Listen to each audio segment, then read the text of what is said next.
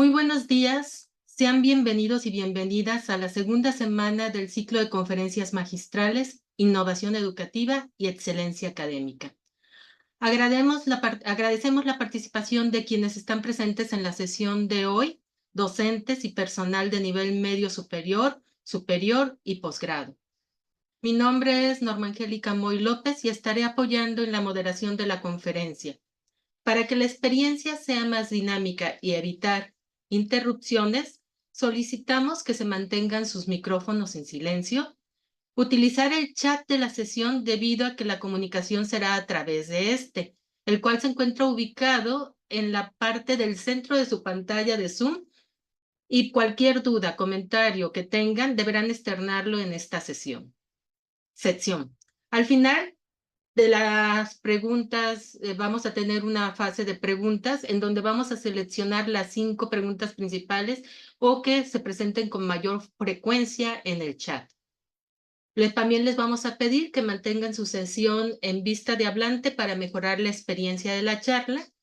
Y en caso de que se presente alguna interrupción por cortes de energía eléctrica, les pedimos de favor reintegrarse a la misma sesión en la liga que se compartió previamente. ¿Cuál es la dinámica del evento? La duración de la conferencia será de aproximadamente 1 hora.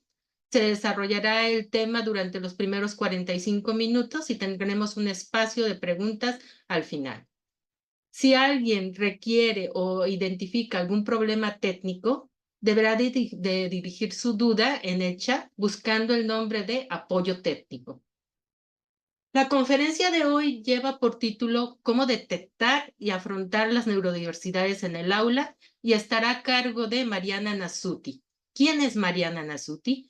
Es una especialista en psicopedagogía, tiene una amplia experiencia docente y asesorías pedagógicas, es coordinadora del equipo de inclusión en niveles primario y secundario en Rosario, Argentina, profesora de carreras de grado de la licenciatura de Psicopedagogía de la Universidad del Gran Rosario, Argentina, impartiendo asignaturas relacionadas con neurociencias aplicadas al aprendizaje, psicopedagogía de la diversidad y la inclusión escolar, psicopedagogía y neurodesarrollo, neurodiversidad y trastorno del espectro autista. También es miembro del Consejo Académico Superior de la Universidad del Gran Rosario en Argentina. Algo muy interesante es que es miembro del Comité Internacional de Taekwondo en el área de neurodiversidad y personas con discapacidad. También tenemos que ella, el trabajo que hace es desde un abordaje clínico neurocognitivo y ha impartido conferencias en todos los temas mencionados en la Universidad de Colima, en la Universidad de Guadalajara, en la Universidad Nacional de Jujuy, en su propia universidad, entre otras. Sin más preámbulo, dejo con ustedes a nuestra conferencista, agradeciendo de antemano que aceptara la invitación a este evento. Bienvenida, Mariana. Bueno, muchas gracias. Gracias por la presentación. Buenos días a todos y a todas. Bueno, voy a compartir pantalla para dar inicio. Bueno, nuestro tema es neurodiversidad. Sé que ustedes estuvieron trabajando algunas categorías diagnósticas que son bastante frecuentes en la universidad y yo me voy a centrar en 3 ejes fundamentales. El primero es conocer un poquito más acerca del cerebro, que es lo que nos va a permitir pensar algunas estrategias didácticas y metodológicas. Trabajar sobre la teoría de las inteligencias múltiples de Gardner, que si bien fue reformulada, sigue teniendo plena vigencia, y conocer más en profundidad el aporte de las neurociencias y sobre todo en el área de la neuroeducación. Bueno, ¿qué sabemos hoy por hoy acerca del cerebro? El cerebro es una entidad biológica, es un órgano que tiene un funcionamiento específico. Justamente la particularidad del cerebro es que es un órgano que está en pleno contacto y que se desarrolla a partir de la interacción con el entorno. Nuestro cerebro tiene una configuración genética hereditaria, hay genes que por supuesto no se modifican, pero sí a partir de los aportes de la epigenética podemos conocer que muchos aspectos genéticos pueden ser modificados y se modifican gracias a las influencias del ambiente. Entonces, si bien hay algunos genes que no se modifican, sí hay otros que se pueden modificar siendo influenciados por el ambiente. Por lo tanto, el resultado final no viene determinado por la visión de los genes, sino también por las oportunidades o por las barreras que imponga el ambiente. Fíjense que si nosotros hablamos de inteligencia, la constitución genética de la inteligencia constituye un 45%. El resto es dado por el ambiente. ¿Para qué nos sirve conocer estos aportes? Bueno, primero y principal, porque durante mucho tiempo se consideró a la inteligencia como una entidad única, medible, cuantificable, y que era lo que determinaba un proyecto de vida para una persona. De hecho, se empezó a hablar de personas más o menos inteligentes, ¿sí? Sin contemplar ningún otro aspecto más allá que la medición. Hoy por hoy sabemos que no, que todo se puede modificar según la influencia del ambiente. Entonces, ¿qué nos determina este aporte? Que nuestro cerebro tiene una de las características fundamentales, que es la plasticidad neuronal. Tiene la capacidad de estructurarse y reestructurarse según las interacciones que tenga con el ambiente. Es decir, nuestro cerebro está en permanente cambio. Y por eso no existe un cerebro igual a otros. Todos nuestros cerebros son diferentes porque tienen que ver con el conjunto de vivencias, de experiencias, con la constitución genética que fuimos teniendo y fuimos desarrollando a lo largo de nuestra vida. Este es un primer punto importante porque la neurodiversidad viene a poner de manifiesto esta cuestión de si existe un cerebro típico, de lo que habitualmente se llama neurotípico, y si existen cerebros que están por fuera de lo típico, que son los neurodivergentes. Es una controversia que actualmente no ha llegado a un punto definitivo, pero sí esta diferencia entre neurotípico y neurodivergente, por más que ustedes me van a escuchar hablar de eso, la realidad es que no existe ningún cerebro igual a otro. Cada uno de nosotros somos diferentes por estos aspectos que estábamos diciendo. Entonces, como órgano biológico, nuestro cerebro está formado por 86 millones de neuronas. Tener 10 millones más o 10 millones menos de neuronas no es significativo, porque las neurociencias han aportado un gran conocimiento acerca de que lo importante no es la cantidad de neuronas que tiene un cerebro. Esto no quiere decir que no sea importante, pero sí se puso más relevancia en las conexiones que existen entre esas neuronas. Y fíjense que un cerebro que tiene un ambiente que estimula, un ambiente que acompaña, cualquiera de nuestros cerebros que ha sido cultivado, personas que accedemos a la lectura, a la escritura y que tenemos una vida social activa, más o menos hemos logrado entre 200 billones de conexiones. Con lo cual, fíjense que el número de conexiones es altamente superior al número de neuronas. Entonces, estas conexiones son las que determinan el aprendizaje y esas conexiones se dan a partir del aprendizaje. Por eso nosotros vamos a pensar a lo largo de esta charla cómo generar conexiones que permitan lograr un buen aprendizaje o condiciones saludables del aprendizaje. Entonces, cuanto más conexiones tenga nuestro cerebro, más riqueza va a tener. Nuestro cerebro trabaja de manera integrada. Nuestras neuronas se van conectando entre sí independientemente de la localización que cada una de las neuronas tenga.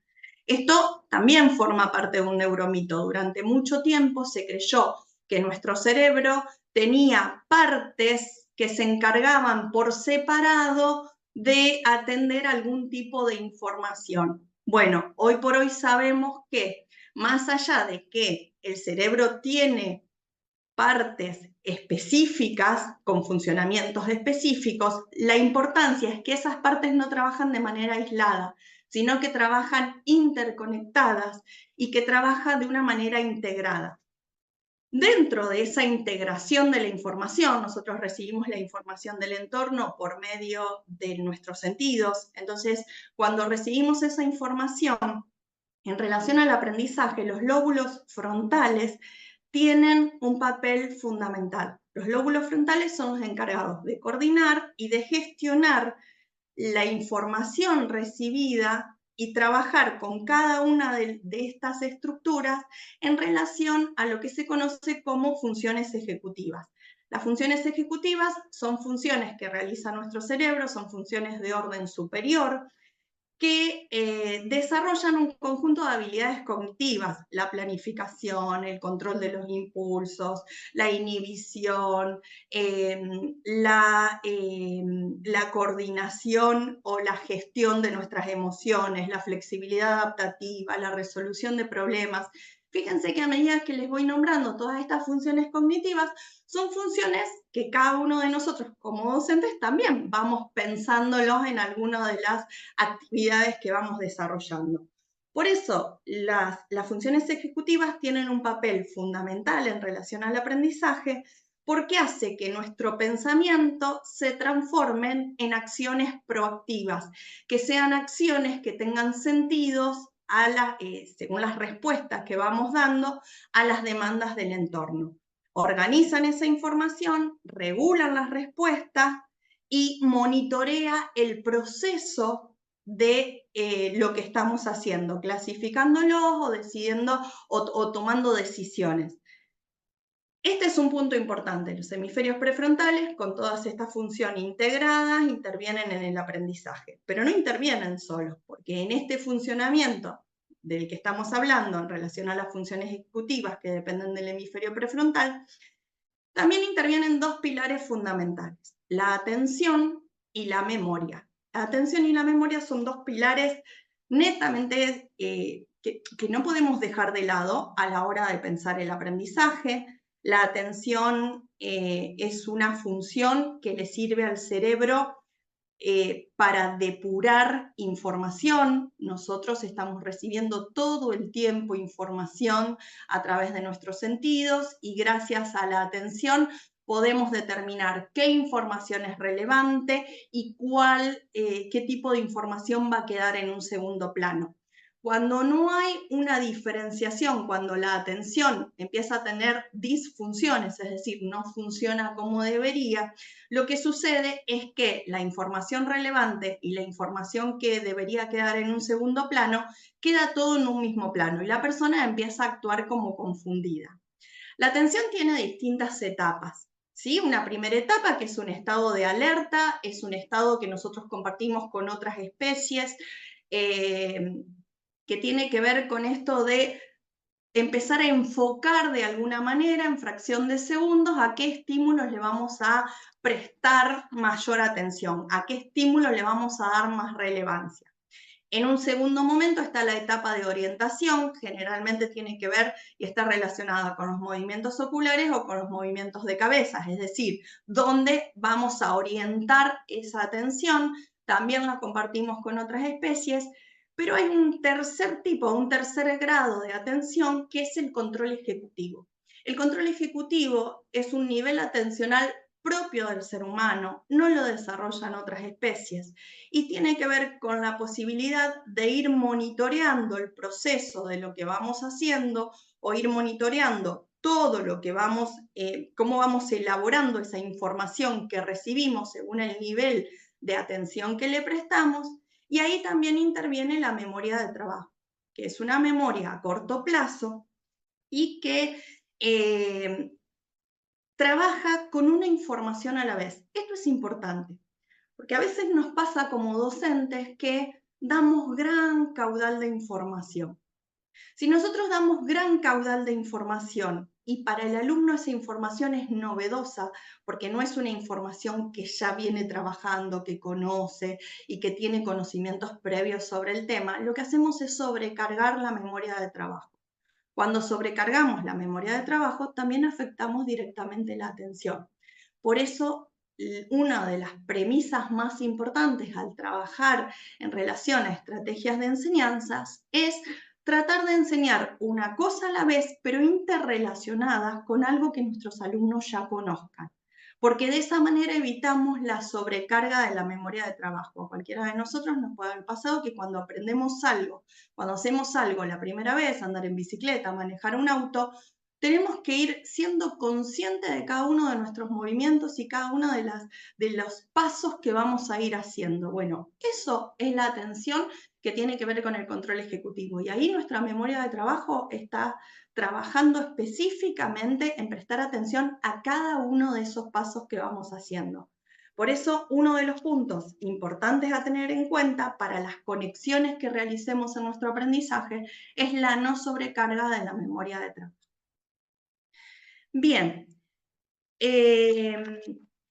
otro punto importante es, les decía, el aporte que hace Gardner en relación a las inteligencias múltiples.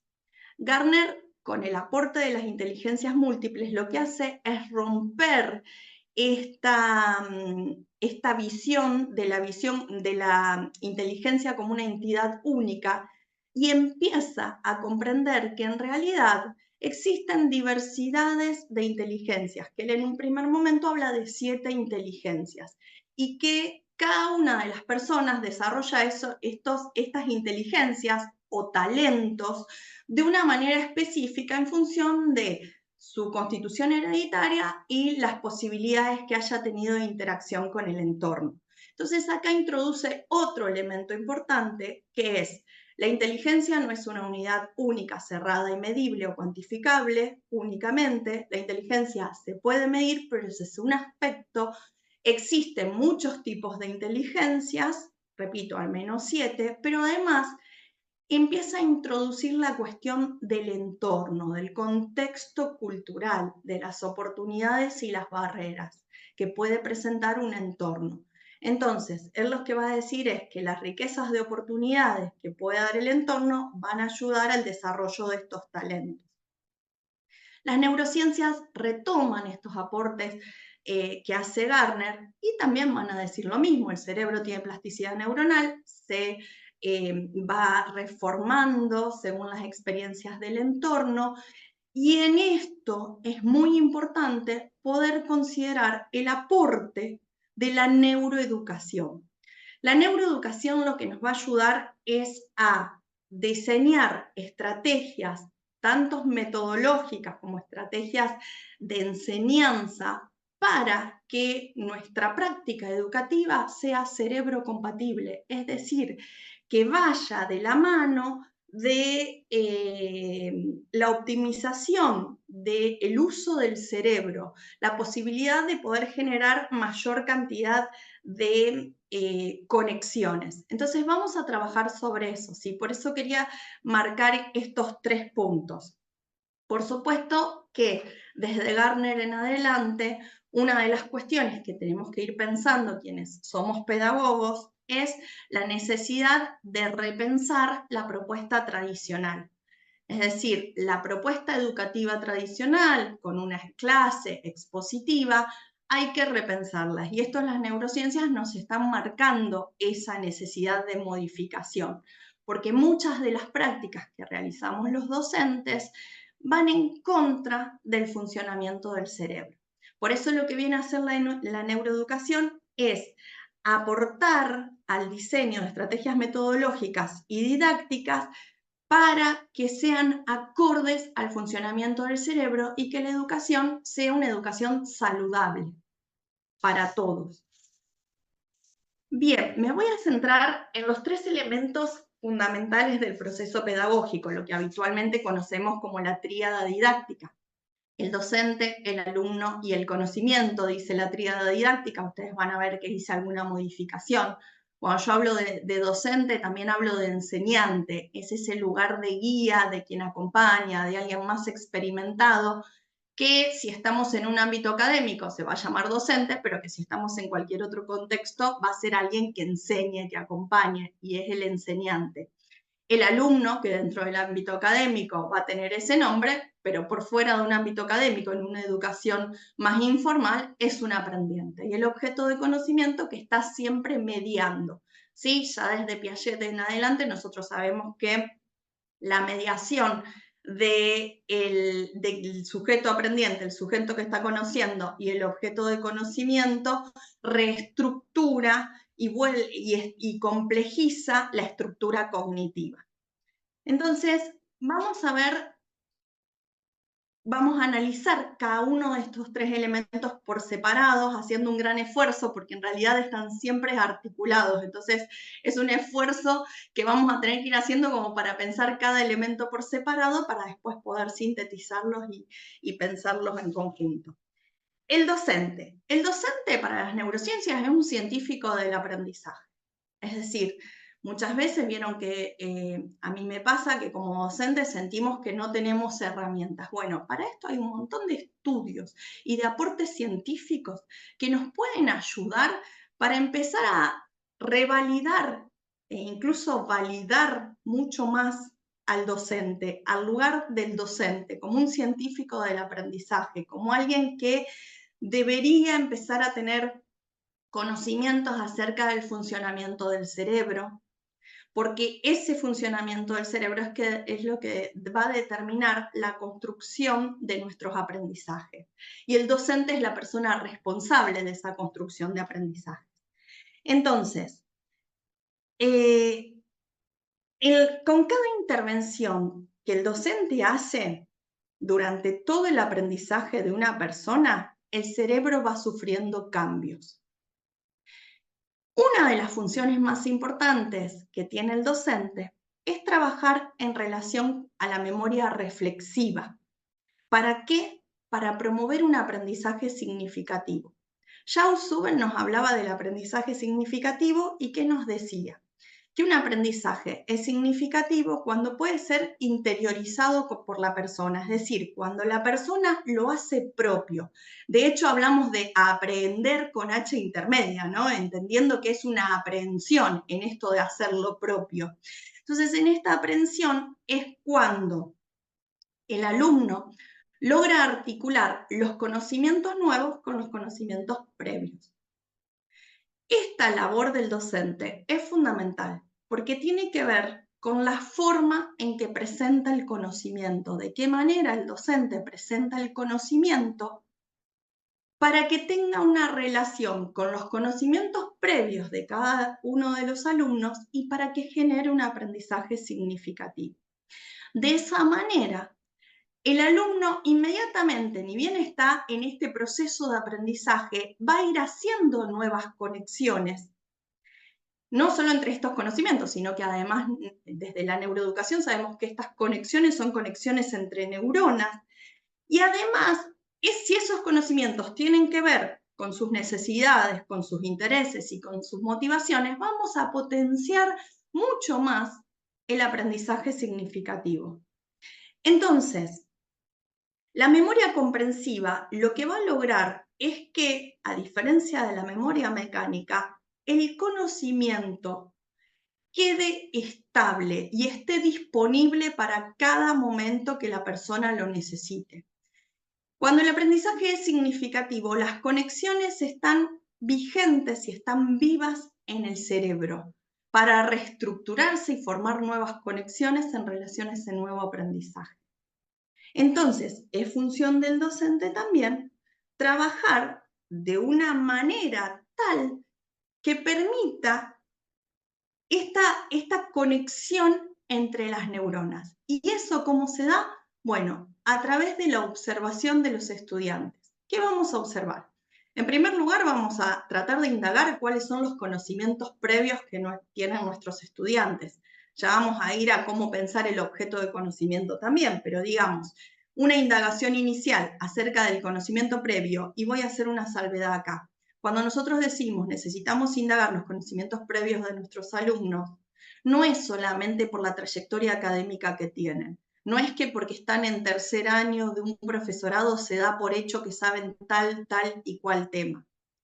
A veces ocurre que nuestros alumnos han pasado por una trayectoria pedagógica, pero que no tienen o no han logrado un aprendizaje significativo sobre determinados temas. Y también es función del docente revisar y retomar esos conocimientos previos, no dar por hecho. Por eso la evaluación de los conocimientos previos es casi permanente, se evalúa todo el tiempo y todo el proceso.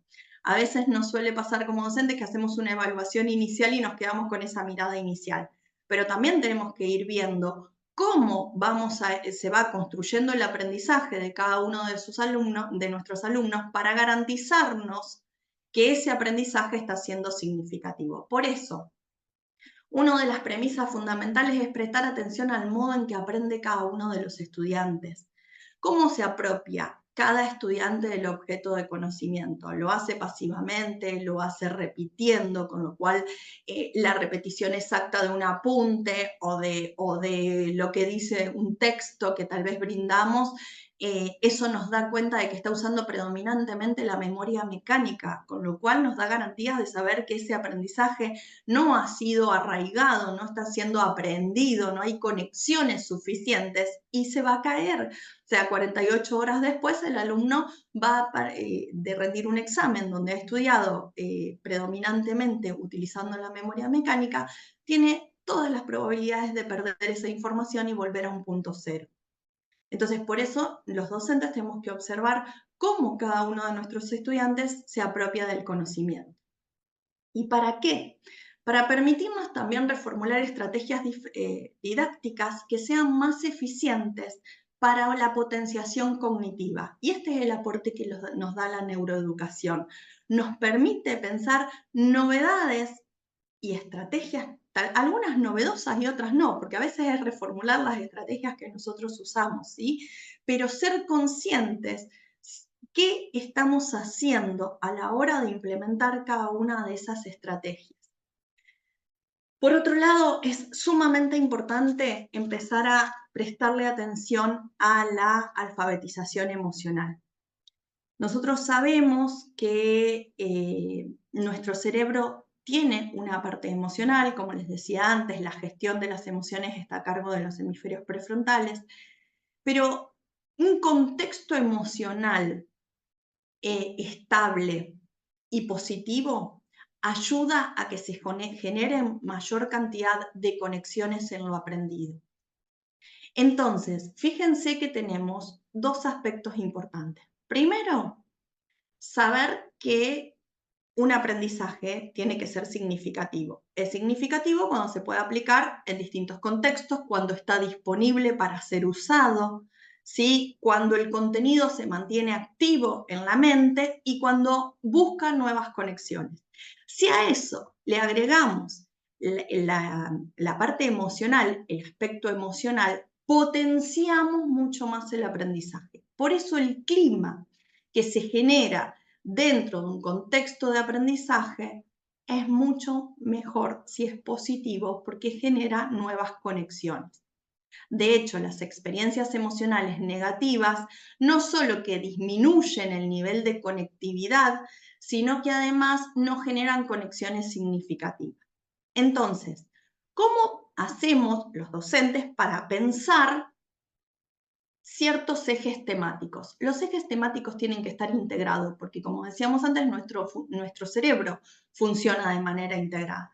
¿Integrados cómo? Con diferentes materias, con diferentes contenidos. Y para esto, el concepto de competencias nos da un aporte fundamental. Las competencias entendidas como un conjunto de comportamientos afectivos, habilidades cognitivas, psicológicas, sensoriales, motrices, que nos permiten llevar a cabo una función o una actividad. Entonces, el trabajo sobre las competencias permite darles herramientas a la persona para que esté más implicada y más participativa en el aprendizaje y para que además pueda tener disponible ese conocimiento. Ahora, el trabajo con las competencias, que generalmente ustedes saben, dentro de los ámbitos académicos, trabajamos fundamentalmente competencias lingüísticas y competencias lógico-matemáticas, pero en realidad muchas veces se dejan de lado todo lo que tiene que ver con las competencias sociales, las competencias digitales, las competencias personal, que también son aspectos sumamente importantes para la enseñanza. Generalmente, cuando evaluamos los docentes, usamos la competencia lingüística o la lógico-matemática, dependiendo cuál sea el objeto de conocimiento. Pero el trabajo en competencias implica también repensar la forma en que vamos a evaluar. ¿Sí? Dávila levantó la mano. ¿Prefieren que siga? Dávila, ¿me dejas que termine el desarrollo y después te presto atención, sí? Volví a levantarlo más tarde cuando terminemos y te escucho. Entonces, ¿qué hace el docente? El docente, por un lado, tiene que generar estrategias de enseñanza, es decir, tiene que generar estímulos que sean creativos, que están planificados para desarrollar determinado tipo de contenido. Pero además debería tener en cuenta el interés del estudiante y las características del contexto. Ningún aprendizaje ocurre sin otros y fuera de un contexto. Por lo tanto, todo aprendizaje es un aprendizaje situado. Es un aprendizaje que se da en un contexto específico y que está ligado a ese contexto y va a tener sentido solo en ese contexto y para las personas que están interviniendo en ese aprendizaje. Entonces, no se explica solamente por las características individuales, no es que todos aprenden de la misma manera, sino que implica empezar a ver la actividad comunidad de análisis. ¿Qué actividades compartimos dentro de este contexto con nuestros alumnos para que el proceso de aprendizaje pase a estar en un primer plano y no sea el producto? Nuestros alumnos muchas veces entienden que lo importante es que en la evaluación les vaya bien. Eso es ver el producto, digamos, perdiendo de vista todo el proceso de aprendizaje. Y a veces los docentes también hacemos lo mismo. Vemos el producto como producto final y producto aislado, pero no evaluamos el proceso de aprendizaje.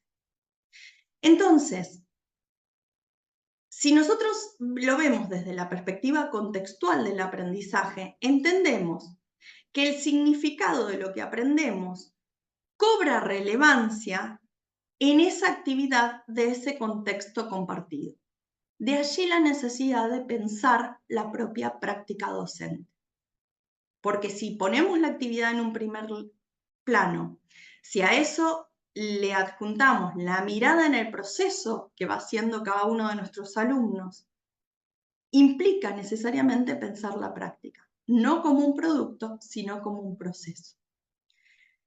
Por otro lado, el docente debería tener en cuenta los aspectos socioemocionales, es decir, los vínculos que se dan entre docentes, entre alumnos, entre docente y alumno, que implica un compromiso con el aprendizaje, pero también con la experiencia activa, ligado, como decíamos antes, a la generación de emociones positivas, aprender con alegría, aprender con curiosidad, aprender en cualquier situación. Si cualquier situación que alguien más experimentado le brinde a alguien que está ávido de ese conocimiento, porque la curiosidad y la motivación están intactas, directamente el alumno responde, porque el aprendizaje se da por instinto biológico, es decir, nosotros aprendemos instintivamente. Es decir, el aprendizaje, si bien tiene una parte cultural que tiene que ver con los contenidos, con aquello que aprendemos porque son relevantes para la sociedad que compartimos, el instinto del aprendizaje, la motivación, la curiosidad son instintivas y también lo es la posibilidad de socializar. La sociabilidad es un instinto básico. El sociabilizar da placer, por lo tanto es necesario incluirlo en el aprendizaje.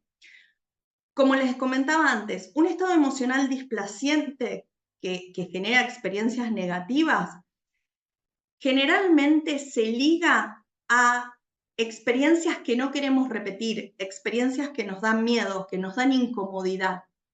Y eso tratamos de evitarlo. Entonces, eso hace que las conexiones no sean útiles y que disminuya el número de conexiones. Entonces, no solamente cuando enseñamos es importante qué enseñamos, ¿sí? ¿Qué es lo que aprendimos? Sino también cómo hemos vivenciado ese aprendizaje, el estado emocional de ese aprendizaje. El qué y el cómo son fundamentales. Y en tercer lugar también, el docente ofrece estrategias procedimentales, ¿sí? La enseñanza del procedimiento. ¿Y esto en base a qué? A la posibilidad de promover la indagación, la construcción del conocimiento, el análisis, de ver que el error es parte del aprendizaje. Si nosotros logramos trabajar las estrategias relacionadas con los contenidos, articuladas con lo socioemocional y con el procedimiento, con la enseñanza del procedimiento de cómo aprender, garantizamos que el aprendizaje genere dos neurotransmisores que son sumamente importantes, que son la dopamina y la serotonina. La dopamina está directamente ligada a las emociones positivas y tiene que ver con el impulso, con el deseo, con el interés, con la motivación, con la curiosidad. Y la serotonina se activa cuando tenemos la sensación de satisfacción porque hemos cumplido una tarea, aunque no la hayamos terminado, pero la satisfacción de saber que voy a lograr ese objetivo que me propuse. Entonces, el experimentar situaciones de aprendizajes que sean agradables hacen que los aprendizajes se incrementen. Y ahí involucramos al segundo elemento, al alumno. El alumno entendido ya, nosotros sabemos desde la psicología cognitiva y la influencia en el constructivismo de la educación, que el alumno o el aprendiente es un sujeto activo, es alguien que participa en la construcción de su proceso de aprendizaje. Y las neurociencias vienen a contribuir a todo esto, en tanto el cerebro activo, flexible y creativo le va a dar al alumno la posibilidad de una elección consciente, es decir, de saber qué hace, por qué lo hace y cómo lo hace. Entonces, ahí estamos articulando las funciones psicológicas superiores de las que hablábamos cuando hablábamos de las funciones ejecutivas, y articulamos lo emocional, lo cognitivo y lo ejecutivo.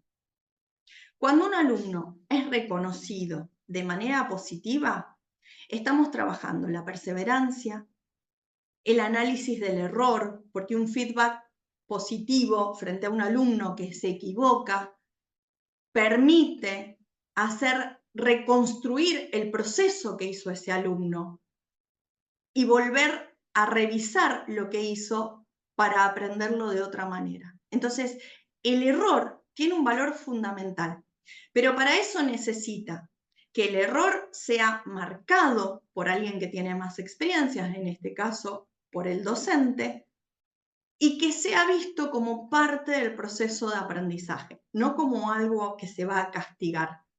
Porque de esa manera el alumno se va a sentir contenido, va a poner en juego un conjunto de estrategias metacognitivas, es decir, va a empezar a pensar en cómo construyó ese aprendizaje y cómo llegó a cometer ese error para resolverlo y aprenderlo de una manera significativa y correcta.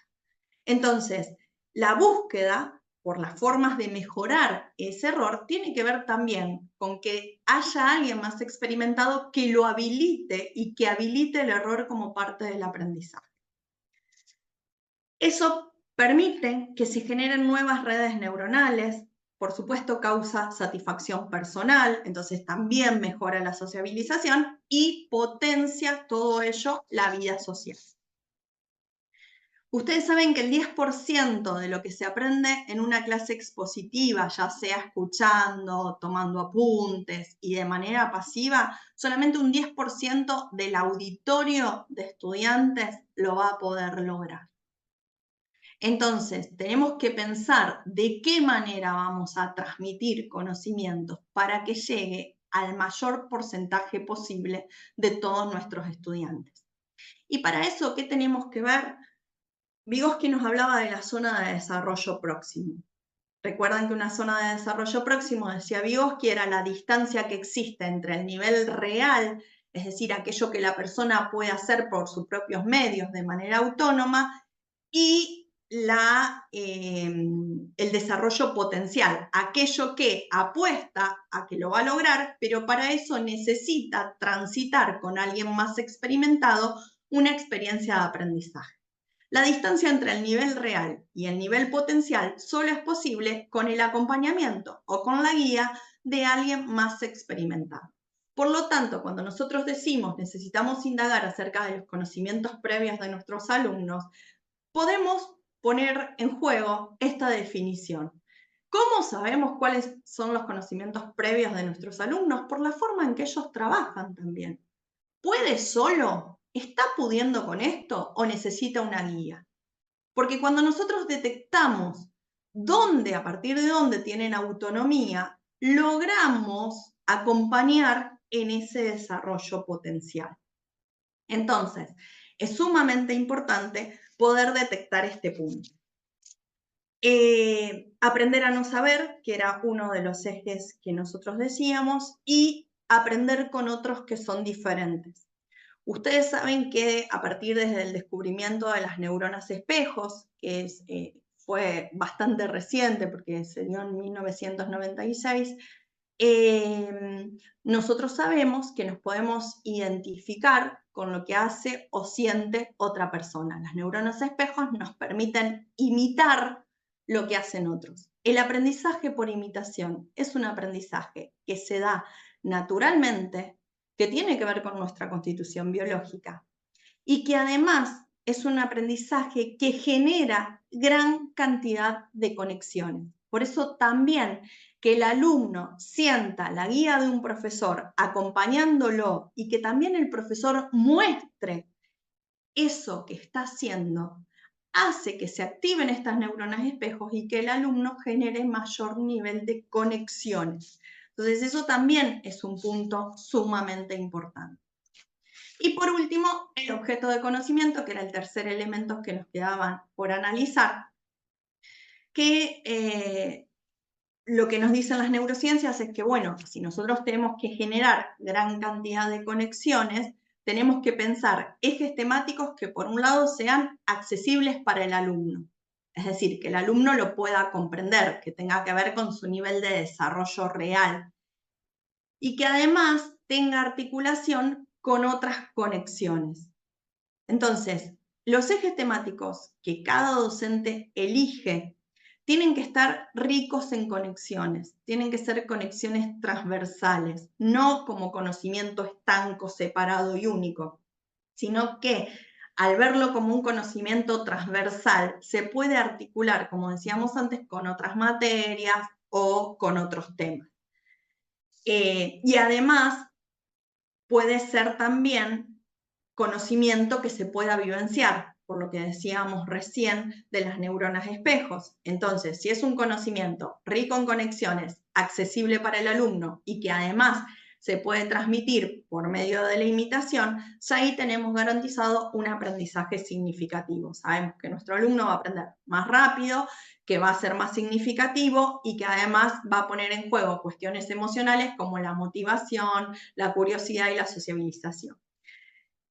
Entonces, bueno, lo que decíamos antes, es decir, tiene que ser significativo para mantenerse activo en la mente y generar nuevas conexiones. Pero eso solo va a ser en la medida en que el docente tenga en cuenta los otros aspectos mencionados. Entonces, ¿cuáles serían las ideas bases que nosotros tendríamos que tener en el trabajo de la neurodiversidad? Primer punto fundamental es prestar atención a cómo aprenden nuestros alumnos. Y fíjense que yo estoy hablando de la totalidad del alumnado y no estoy hablando de algunos en particular, porque muchas veces aquellos alumnos que llegan con un diagnóstico específico, ya sabemos, ya tenemos herramientas, tenemos un camino allanado. Pero en la universidad o en distintas trayectorias pedagógicas recibimos alumnos que no están diagnosticados y que como docentes detectamos que hay algo que no está funcionando como debería, que hay una respuesta desajustada a los aprendizajes, que hay algo que les cuesta. Por eso hablo de la totalidad de los alumnos. Entonces, pensar qué actividades logran desafiarlos. Los vemos entusiasmados, los vemos trabajando, en qué tipo de actividades lograron mayor nivel de interés, cuáles pueden hacer con mayor nivel de independencia, en qué situaciones intervienen, en cuáles están más distraídos o aparecen conductas disruptivas. Nosotros como docentes sabemos muchas veces cuando nuestra clase no estuvo del todo acorde, ¿sí? Y eso no siempre tiene que ver con el docente. A veces tiene que ver con la elección del eje temático y otras veces tiene que ver con lo que pasa en el contexto. Entonces, siempre tenemos que tener en cuenta en qué situaciones los alumnos tienen mayor nivel de participación, qué tipo de actividad les generó mayor interés, qué estábamos haciendo, cómo lo hicimos. Otro de los puntos es empezar a pensar una educación centrada en el individuo. Fíjense que nosotros veníamos hablando de que las inteligencias múltiples nos enseñaron que cada persona tiene talentos diferentes. Bueno, justamente cada una de las personas, aún las personas neurodivergentes, tienen potencialidades, ¿sí? Y lo que nosotros tenemos que detectar es cuáles son esas potencialidades. Para eso es fundamental que cada docente posea un espíritu energético y motivador, es decir, ser flexibles a los cambios, poder pensar, reestructurar la propia práctica, poder pensar, poder conocer, poder asesorarse acerca de cuáles serían aquellas redes de contención que ayudarían a este alumno a lograr un conocimiento significativo, un aprendizaje significativo. A veces las tecnologías nos dan una gran ayuda, por ejemplo, en el caso de alumnos con diagnóstico de dislexia, nos van a ayudar mucho un traductor. Sí, es simplemente darle la herramienta al alumno, poder entender bueno, que a lo mejor tengo que crear actividades más kinestésicas, más relacionadas con la estimulación de los sentidos y demás, y no tanto actividades que se centren únicamente en la lectoescritura. Pero para eso hay que pensar no solo en los ejes temáticos, sino la forma en que vamos a presentar ese conocimiento. Compartir información sobre el estudiantado. Este es el trabajo cooperativo entre los docentes. Es fundamental empezar a hablar de cómo cada uno de nuestros, qué visión tenemos acerca de cada uno de esos estudiantes. Generalmente de lo que hablamos los docentes del estudiante, que hay algo que no está pudiendo. Bueno, poder compartir experiencias, trabajar de manera colaborativa y con una misma visión y hacia un mismo lado para no generar tampoco controversias, ¿sí? Y empezar a gestionar la diversidad y la heterogeneidad cognitiva en todos nosotros. Por eso yo prefiero hablar de los alumnos y no del alumno en particular, por más que sí que tenemos que tener una mirada precisa, pero sí empezar a entender que la diversidad está entre nosotros. Somos sujetos biológicos, somos individuos biológicos, somos sujetos porque estamos sujetos a una cultura y cada una en la articulación entre lo biológico y lo cultural ha tenido un desarrollo diferente y eso nos hace diversos. Entonces, por un lado, hay que repensar el concepto de la diversidad. ¿Qué entendemos por lo diverso? ¿Sí? Celebrar que dentro del estudiantado exista la diversidad.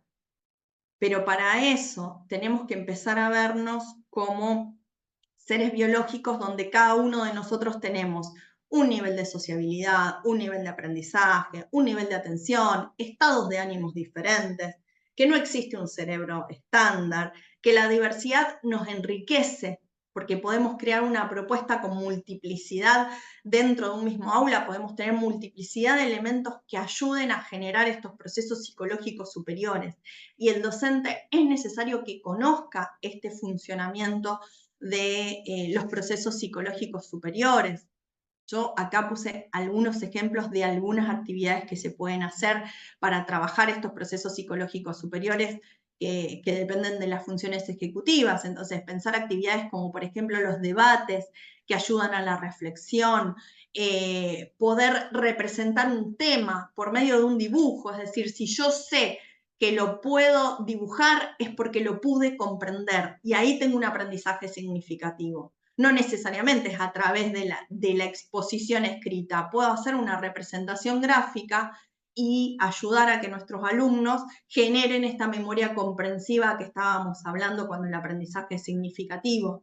Una de las técnicas que a mí me parece sumamente rica es el aula invertida, esto de brindar un eje temático y que sean los alumnos los que vayan avanzando, utilizando la curiosidad y la motivación para desarrollar ese eje temático. Lo de la inversión tiene que ver en que son los alumnos que desarrollan y no el docente, pero ahí es necesario un docente que guíe, que acompañe y que genere estas experiencias de aprendizaje.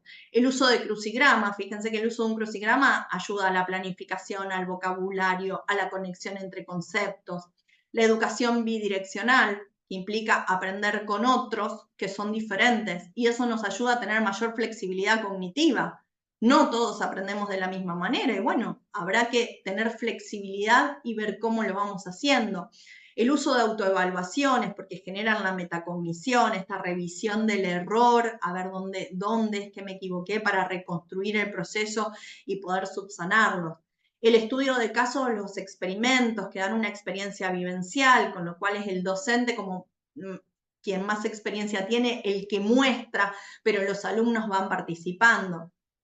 Bueno, presentaciones visuales, actividades que estimulen todos los sentidos, un par tutor, la ayuda del par tutor es fundamental porque ahí interviene la cooperación con un otro que está en el mismo lugar y que además a mí me gusta mucho en esto de los debates también no solo generar la reflexión, sino también cómo le explico a otro que no entendió lo mismo que entendí yo, y entonces ahí se genera un enriquecimiento mutuo. El que no lo comprendió ese tema, porque lo va a comprender porque el compañero se lo está enseñando, pero también el compañero que tiene que hacer un esfuerzo extra por tratar de explicarle aquello que su compañero no entendió y tendrá que hacer otro tipo de conexiones distintas a las que hizo para aprenderlo.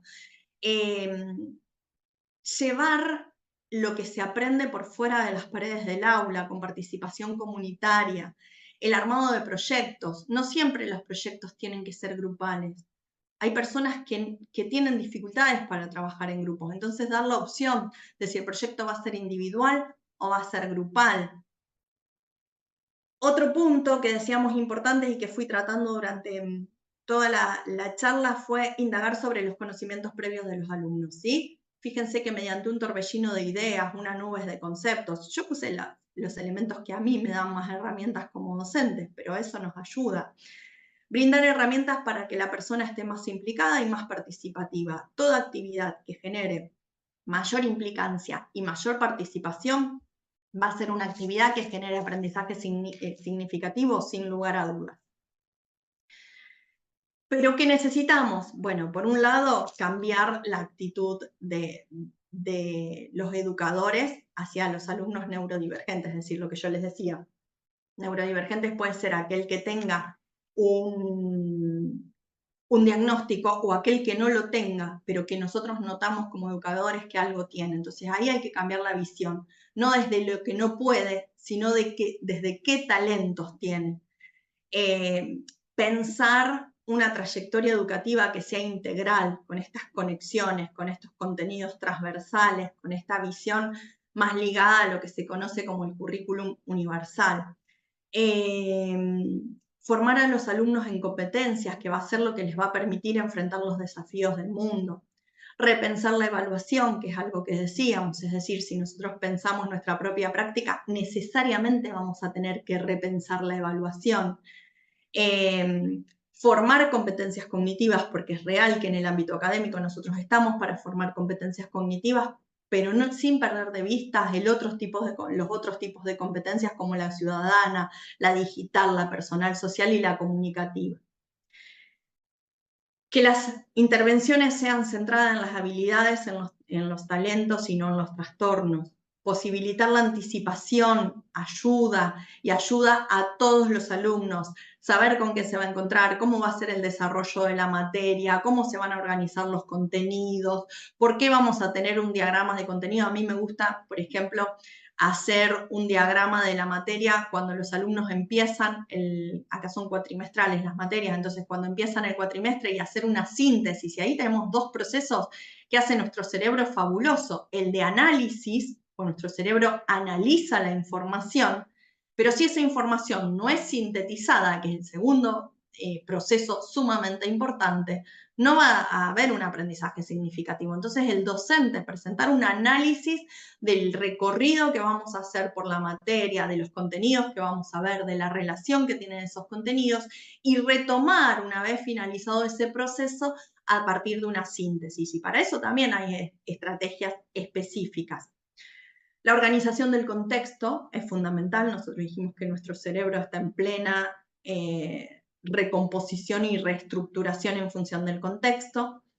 Establecer una enseñanza explícita mediante la participación guiada, esto de que quien más experiencia tiene guíe, acompañe y oriente, y eso no es que se tiene que terminar porque estamos en una universidad o porque ya está en el secundario, no, en realidad la idea de participación guiada tiene que estar presente todo el tiempo.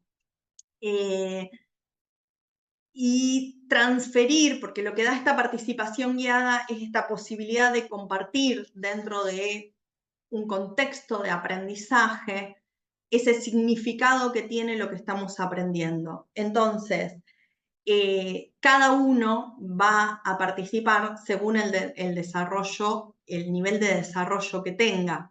Y por eso es importante la retroalimentación de alguien más experimentado. Y de esa manera, el conocimiento se transmite paulatinamente desde el control de la tarea del docente, es decir, es real que el docente en algún momento tiene que tener un rol más activo, porque tiene que explicar, tiene que mostrar, tiene que desarrollar, pero paulatinamente el proceso tiene que ir llevando para que sea el alumno el que tenga esa participación más activa. Entonces, poder entender que todos los procesos cognitivos se pueden modificar según las barreras o las posibilidades que dé el ambiente. Entonces, eliminar esas barreras del contexto son sumamente importantes porque modifican los procesos cognitivos y porque además permiten que el ambiente sea enriquecido y eso lleva a un cambio de la estructura cognitiva. Entonces, es sumamente importante. A mí hay una frase que me gusta mucho porque dice, en un momento del aprendizaje hay uno de las dos personas que intervienen entre enseñante y aprendiente, hay uno que tiene el saber, que es el docente. Pero paulatinamente es necesario que se dé la transposición didáctica de manera tal que ese saber que en principio pertenecía a uno, pertenezca a otros, ¿sí? O a otro aprendiente. Me parece que ese es el eje de la transposición didáctica, empezar a ver que sea significativo lo que enseña, que tenga un significado y un sentido para nuestros alumnos y que sea algo que se guarde en la memoria comprensiva, porque de esa manera lo va a poder aplicar en distintos contextos y va a ser un aprendizaje relevante. Y para terminar, una frase de Gardner que dice, podemos ignorar las diferencias y suponer que todas nuestras mentes son iguales, o podemos aprovechar esas diferencias. Me quedo con esto, ¿sí? Empezar a repensar el concepto de diversidad, empezar a gestionar la heterogeneidad y pensar un trabajo para todos nuestros alumnos donde todos se beneficien y donde no existan barreras que impidan el aprendizaje significativo. Así que bueno, muchas gracias. Ahora los escucho, dejo de compartir pantalla. Muy bien. Muchísimas gracias, Mariana. Como estamos No, un por poco favor. sobre tiempo, te Sí, voy a perdón. compartir dos preguntas que se hicieron en el chat. La primera es de la doctora Marta Chávez. Dice, el tener o reconocer que tenemos estudiantes neurodiversos implica que para el diseño de recursos didácticos deberían elaborarse con equipos multidisciplinarios para ser más efectivos. Sí, la realidad es que sí, digamos, eso sería lo ideal. De hecho, fíjense que cuando yo hablo de neurociencias, lo hablo en plural, porque justamente es un conjunto de disciplinas que estudian el sistema nervioso central.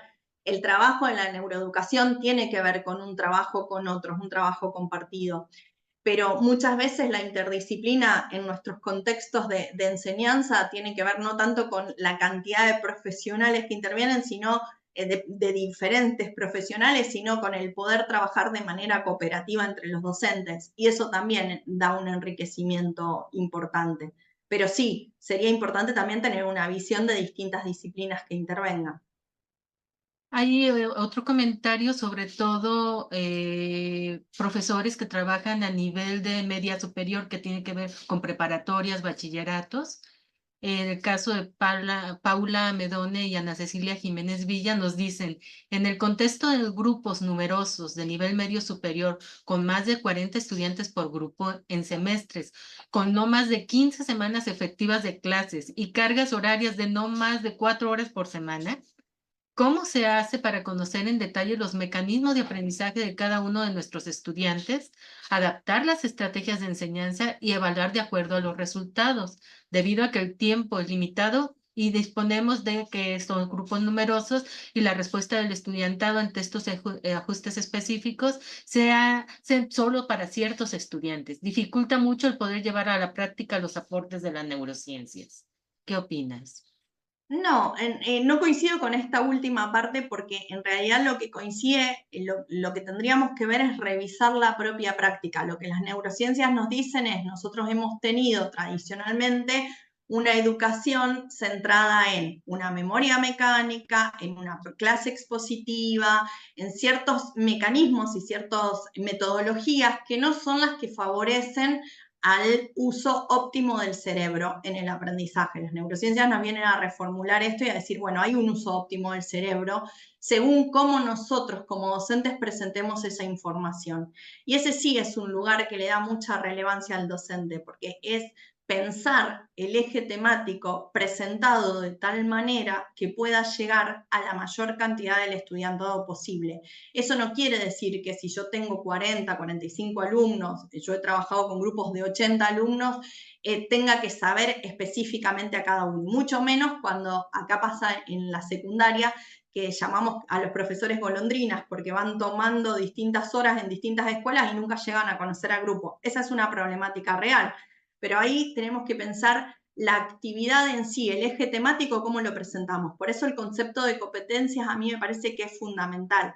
Acá lo que hay que cambiar es la visión del currículum, no como un currículum de contenidos estancos, sino como un currículum de conocimientos articulados, y eso ya directamente tiene que ver con el funcionamiento del cerebro. Es decir, no necesariamente hay que saber neurociencias. Como docentes sabemos muchísimo más de didáctica a veces que de neurociencias.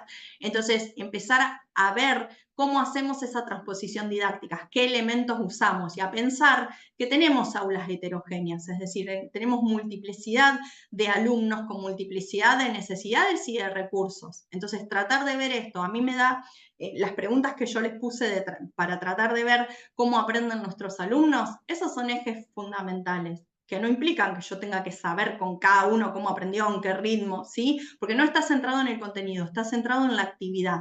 Entonces, el diseño de una actividad que implique una actividad kinestésica, una actividad auditiva, una actividad que sea más visual, ya eso ayuda a que llegue al mayor porcentaje de estudiantes posibles.